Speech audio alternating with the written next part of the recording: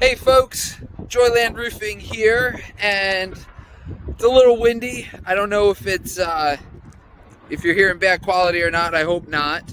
But I'm out here in Marcus Hook, Pennsylvania. Let me see around here.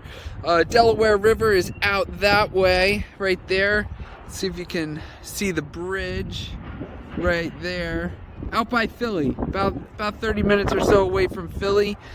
If you're wondering if you got a townhouse and you're not sure what your roof might look like, hopefully it doesn't look like this one, but it might.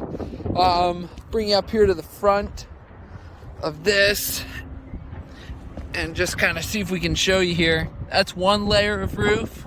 There's a second layer right here. Here's a third layer. And then obviously everything's broken down through. So this roof is in definite need of a replacement right here. You just over basically generations, just one layer of roof after another. There's potential for there to be maybe 60 plus years of roofing on this roof, maybe even more.